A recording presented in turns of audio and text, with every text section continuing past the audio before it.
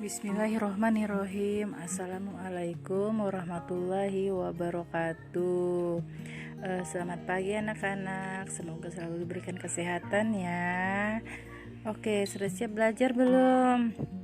Sekarang kita belajar bahasa Indonesia. Materi pertama itu teks berita ya. Oke, teks berita. Pernah dengar teks berita belum? Atau sudah pernah dengar berita belum? Ibu yakin kalian sudah pasti pernah mendengar berita ya, baik itu berita kecelakaan, kebanjiran, kebakaran. Itu semua adalah berita. Di sini ibu akan menjelaskan apa itu teks berita ya. Oke.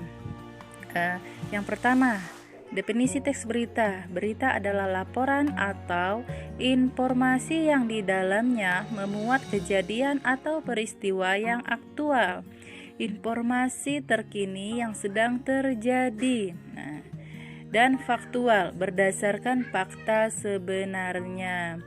Berita disajikan dalam bentuk cetak, siaran, internet, atau dari mulut ke telinga kepada orang ketiga atau banyak orang ya. Jadi kalian bisa mendengarkan berita itu melalui media cetak, siaran itu misalnya dari TV, internet, bisa kalian lihat dari HP, biasa kalau buka HP banyak berita-berita kan. Itu. Kemudian ciri-ciri teks berita. Ciri-ciri teks berita itu ada 6 nak ya. Yang pertama itu faktual, kejadian yang bersifat nyata. Kemudian aktual, nyata dan benar-benar terjadi. Jadi berita itu benar-benar ada. Kemudian yang ketiga unik atau menarik. Jadi kalau kita mau menyajikan berita itu yang kira-kira menarik dibaca orang. Kemudian sistematis. Ya, sistematis itu berurutan dan lengkap. Jadi berita itu harus lengkap ya, tidak boleh sepotong-sepotong, tidak boleh nanggung beritanya, jadi harus lengkap. Kemudian yang kelima itu seimbang, dan keenam itu komunikatif ya.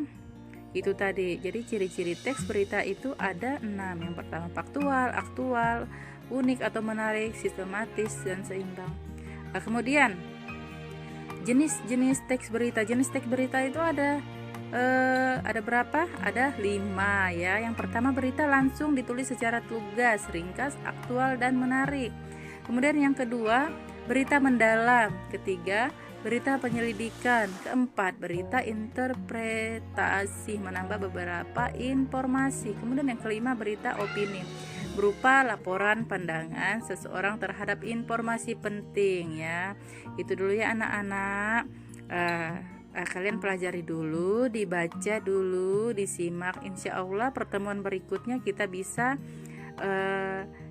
melalui Zoom ya. Tunggu informasi selanjutnya. Oke, terima kasih. Selamat belajar.